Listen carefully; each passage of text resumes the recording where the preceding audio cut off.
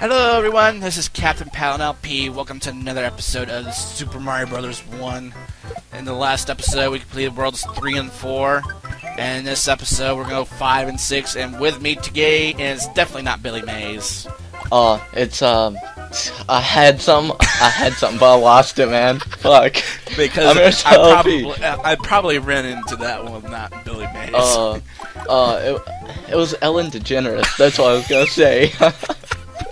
But I messed it up, I done goofed, so... the odd thing is, with Leanne Rhymes just now following me on Twitter, you know what? It could happen, I guess. That is great. Yeah, oh my god. And here we are at 5-1. This one starts the introduction of, well, actually we saw that in World 3, but in World 5 you get to see more and more of those Hammer Bros. I was gonna say the introduction of Bullet Bills, well, because I think this was the first time. Yeah, the Bullet Bills too, yeah, actually this is the first time you'll see those, and probably you see them a little bit earlier in Mario 2, Mario Lost Levels, depending on which version you have, because Lost Levels is the Japanese version of Mario 2, for those of you who never played it. And I will be LPing it right after this series. Ooh. In every episode we've told about the lost levels, that way no one can forget. No one can forget how difficult it's going to be, Yeah, how annoying it's going to be. Well, at least... Thank God I'm not playing it, because I'd rage. They're a bit more forgiving in the Super Nintendo version, because if you do get a game over, you're allowed to start the same level over. Oh, you don't have to go back to the beginning of the world. Oh, okay. So it's a bit like it has some leeway with you, but otherwise, the other one just doesn't like cut you any slack. Yeah, it's like here, take this. Yeah, take this. But of course, there's a high probability I'm going to be running through it. A small Luigi, because I will be doing the Luigi game, not the Mario game. Still the year of Luigi. It's already 2014, but still. Actually, they've actually extended it. I think they have extended it by 1 year. So really? Yeah. Oh, that's pretty awesome. Actually. Well, the things I hear on Twitter, I heard they have, but nothing confirming it yet. Nothing confirming it, but you know what? I'd much rather have a game where Luigi rescues Daisy, not Peach, for once. There's probably ROM hacks of that, so there's always something like that. Yeah, I gotta look for that because my girlfriend likes Daisy better than Peach. Yeah. If you need me to, I'll help you look into that. Yeah, if you don't mind. Shouldn't be a problem. I would love that. Yeah. Now, in the Lost Levels, I'll bring up another thing in the Lost Levels in this while we're doing this. They sometimes in the levels ending in 1 or 2, they'll have like coin blocks at the end of the flagpole where you can just kind of cheat it a little bit. Instead of jumping off from the pyramid wall, almost, they'll have like 2 invisible blocks where you can jump up and near the flagpole and get the 5,000 that way. Isn't there a level in this that has it where you can jump behind the flagpole? I have not been able to get it. But there is a level like that, right? I think there is, but I have not been able to do it. If you touch the top of the flagpole, which is very rare, it is a 1-up. So if you play the new Super Mario Bros. Wii, and be careful. Do not get under those platforms, or you will die. I've had that happen in one of my takes here. Ooh. Even when they get shorter, starting in the next level, where they get shorter, you could still die if you're not careful. Fireballs underwater. Yeah, Nintendo logic. There you go. But it is very necessary. If you're in an underwater world, you're going to need a fire flower. I mean, really. Yeah. Like, I absolutely fucking hate underwater levels. No game, not even Metroid or Sonic or anything can make me change that. It's just, you move so sluggish and it's so bad. Well, I heard from at least some people like Chugga Conroy thought Majora's Mask was probably a little bit easier. I completely forgot about the... the Zora Macau form, yeah. And they really, I think, in this level are spoil you with a little bit too much fire flowers. I mean, and I think there's been what, like 2 stars already? I think at least 2. I know there's one, yeah. at least 1 or 2 of them. Yeah. Yeah, kind of spoiling you with the stars here. Well, I like how they have the snow like on the little brick houses. Yeah, that's a little advantage of the Super Nintendo version of this game. Yeah, they added a bit. They were a bit more creative with it, and the clouds aren't just the hills switched with colors and stuff. Yeah, and that Hammer Bro didn't have a chance. Yeah, he didn't have a chance, but yeah, keeping it powered up, you'll see probably in World 8. You'll see it is. You won't get many opportunities to power up. I mean, starting with like probably 7-4. If you don't get a power up, you're pretty much SOL for the entire game. You probably only maybe have like 1 or 2 chances. That'll be it. So there's a line here. You can go up here, another bonus area. No, the only bonus vine. Yeah, sorry. Go ahead. Oh, I was just saying it's another bonus vine, but with Luigi instead of Mario. Yeah, I kind of swapped them a little bit. Yeah, you want to alternate, that way it's not too repetitive of the same thing over and over and over. Yeah, but now I lost my train of thought of the last time. Oh yeah, World 8. Oh yeah, there's not that many opportunities to power up. I mean, I think in the Lost Levels they do give you plenty of opportunities, just to counteract, of course, the poisonous mushrooms in that one. But they really, in this game, they're not that forgiving. Past World 7-1, because they don't give you many opportunities. I just really noticed that like everything in this game smiles except Bowser and like the enemies. Every single fucking thing smiles. Like look at the turtles even smile. You can just look at them. You could probably freeze up a frame and take a screenshot of it if you guys really wanted to. Yeah. But everything like smiles except Bowser. He seems to be a really negative Nancy. If you paid attention to the story and in canon, they kind of paint this as everything being the humans' fault, or quote unquote the Mushroom Kingdom's fault for their woes or whatever. I'm not sure, but there's so many stories behind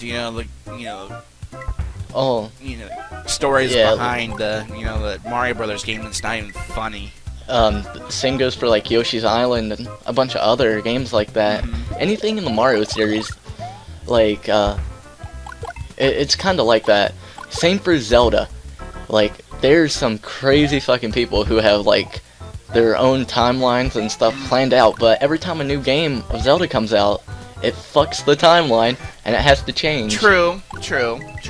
But I kind of have I follow my own timeline theory, which I kind of got from other people. One other person I kind of saw, and he has like a 2 timeline theory where Ocarina of Time is the splitting point, and of course there's the official Nintendo, which I kind of think it is plausible because the difference is because I'll kind of bring this up though.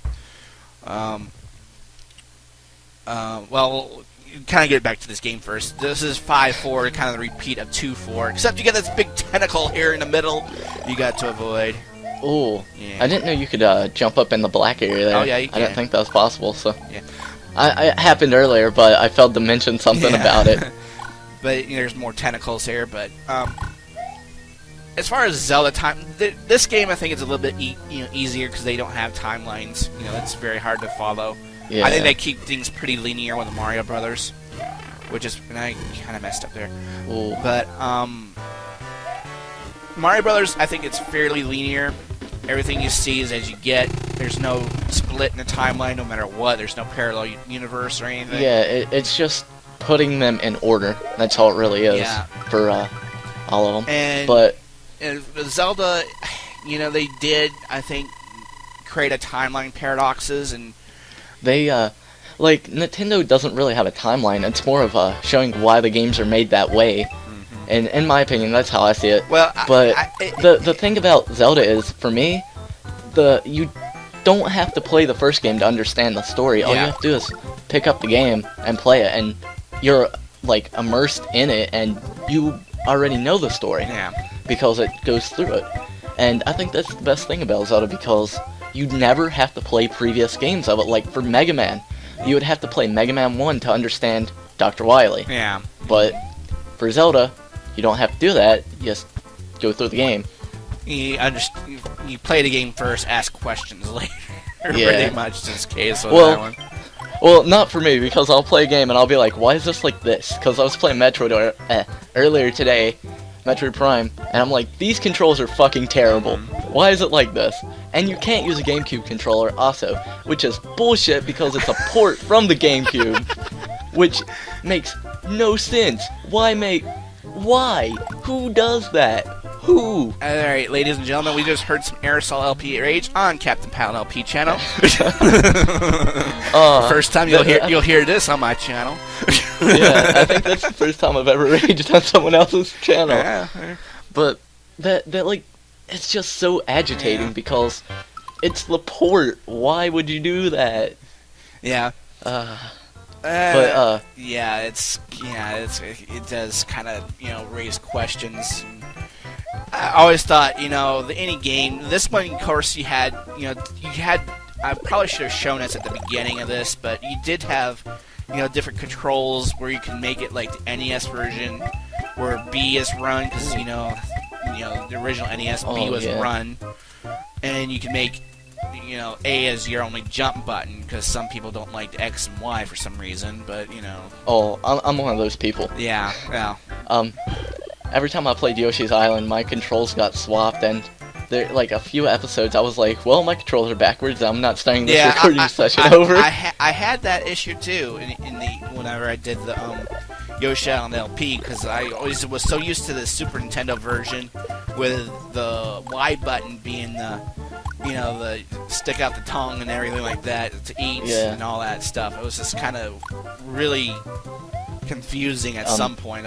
For those of you who watched it, it was confusing at some point. So it's been like a month or two since I finished Yoshi's Island, and I don't even remember the controls I had for it, to be completely honest. So yeah. It's really bad. Now 6-2 is a little bit long of a stage here. 6-1, of course, was pretty straightforward. Lakitus throwing eggs on you, booyah, and all that. And 6-2, all you got here, you got basically a piranha pipe frenzy here, where I think it is absolutely imperative if you have a fire Mario or fire Luigi, because if you go down some pipes, you'll be definitely going underwater. There's also a vine in this stage.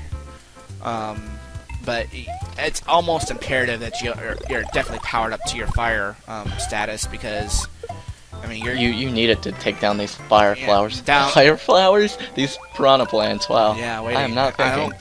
I don't think you want to take out the fire flowers. They're essential to the Mario universe. Mario universe, not Mara. Mario. Mara. See, that's what I get for hanging around to them. I've been known. I've known those guys. I've known you for almost a year now. It's not even funny. Like, you made me think of the what is it, like, just instead of Super Mario Brothers, Super Mara Brothers. The Super Mara Sisters. There you go. That would be good. Oh man, that were Mara and Frost. Take on the Mushroom Kingdom by storm. There you go. It would work. I don't know. I already saw some fan pics where where Daisy and Peach take the castle.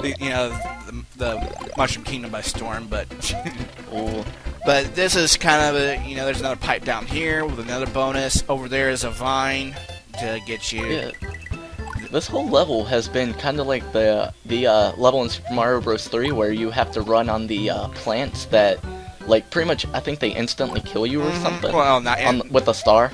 Well, yeah, you have to keep powered up with a star just to get by them. But I would, that one you probably would have to be at least Super Mario just to get by it, because you're gonna need that invincibility moment for when you get hit. Yeah, because that's kind of your insurance policy. I'd say probably the one disadvantage of this game, well, actually, of course, Lost Levels are going to have the same issue. Well, I think probably the best, version of either the GBA remake or the SNES is probably the GBA of Mario 3, where they allow if you're get shrunk to small and you see like a feather or a fire flower, you get powered up to immediately to that status. Kind of like how they did in Mario World, where you can immediately power up to a leaf and stuff like that. Yeah. You can, but like that kind of advantage, I thought they could have probably incorporated some of that, because they really took. I think just going from immediately from the top status where you're at now, or the Fire Luigi, you get hit once, you go back to small. That was just so freaking unfair. I was gonna say that. Yeah. If they're gonna do something like that, they should really just go ahead and add the other power-ups. That way, it's at least fair in a way. Yeah, because especially when you go through World 8 in this, worlds, there's no power-ups to be seen. Oh, there's no power-ups in World 8. Well, what about World 7? Well, World 8, there's this 8-1 where you have to go through the entire stage without either small or whatever you were, and that's all you have until you get to 8-2. And there's only one power-up in 8-2 that you can get, but you barely have enough time to get anything, because, which will be the next episode, I nearly ran out of time just before I got to the end of the stage, the flagpole. Yeah. So, I mean, they made that stage so freaking long, it's not even funny. Like, whenever I play Mario, like, I haven't played Mario games in a very, very, very long time, because I lost my edge with it all, because I went to Xbox, so I stopped playing, like, Nintendo, but I'm back at playing Nintendo games now. But I haven't played Mario in so long, but whenever I used to play, the only thing I would really do is just try to speedrun all these levels, because I absolutely love Sonic. Sonic the Hedgehog 2 was the first game I ever played, actually. And, I don't know, that game was just fantastic, which I will probably be doing that on my channel eventually. I'd say if I LP Sonic games, I think one of them will be Sonic R, because that one was probably my first Sonic game. I've never played Sonic R. I've seen people play Sonic Fighters, if you've ever seen that. Oh god. Sonic Fighters, just so everyone knows, it's probably the worst Sonic game ever. Worse than Sonic 06. No, I have Sonic 06 on my Xbox, too. I haven't downloaded forever. And, just, Sonic Fighters is so pixelated, and it's so bad. Like, you can see the polygons. Yeah. I think it was intentional, but I'm not sure if they just ran out of time or what. It's really bad. Yeah, I'm sure. I think some of them were for PC, maybe. I don't know, because there were some games that... I had Sonic R for PC before I got it, before the GameCube. Ooh. And that's how they were made first, maybe? I'm not sure. Yeah, I think that goes the same for... I believe the first releases of Sonic Adventure, like DX, or Sonic Adventure in general, was for Dreamcast and PC. So... it was meant to mainly be played on a PC and not a console, but I guess it sold so well that they transferred it over to a console. Yeah. And then, a few years later, they added bonus content for the GameCube, which, I still have my copy of Sonic Adventure 2, I think, around here somewhere, and my Sonic Adventure DX. Alright, now here's basically a repeat of 1-4. Well, again, it's 6-4, but it's a repeat of 1-4. Except they added Pootaboos in the middle of those things there went before, and those tentacles on the sides there weren't there before. They're just adding random stuff to try to make it seem like they switched it, yeah, but it's not really a big difference. Yeah, well, this is basically going to be the new 1-4 once you do the second quest, which I won't do, but this is the second quest of 1-4 as well. This this 6-4. Yeah. Whoa. This is a pretty. Ooh, whoa, that was close. I always wonder what happened there. It's probably got a little too carried away or something. I don't know what happened there. Maybe. And it's all the same blocks that were invisible. Yeah, the same ones from 1-4, and they're in the second quest. I guess it's just see if you can get over 1 million. But I think probably for the end of the Lost Levels game again. I'm bringing that up again. You get like 100,000 points for every life that you have. Wow. They don't. Holy fuck, he could not throw any more hammers. Yeah, and we're starting with 6-4. He starts to throw hammers. That's about the. Yeah, and he. Now 6-4 and 7-4, he throws hammers. And 8-4, he throws hammers and spits out fireballs. Well, he was secretly an octopus, apparently. I don't know how the fuck he was out of water, but apparently he was. Kind of like my Super Mario Land Let's Play, you know, apparently it's what thing. But we're out of time, guys, because I lost track of time. This is going to be all blank here, but yeah. the next, oh, damn, we are. The next episode of Super Mario Brothers 1 will finish this portion of the LP by going to 7-1 and 7. So World 7 and World 8, and we'll probably wrap things up. I promise it'll be a little bit longer because it's a 30-minute video, so, oh boy. Yeah, we'll end things off there, and it will be on a great note. Yeah, it would be, so. Thank you guys for watching. This has been Captain Paladin LP. I've been AerosolLP. We'll see you in episode 4 of the final episode of Super Mario Bros. 1 before we take the Lost Levels. See you guys next time. Catch you guys later. Alright.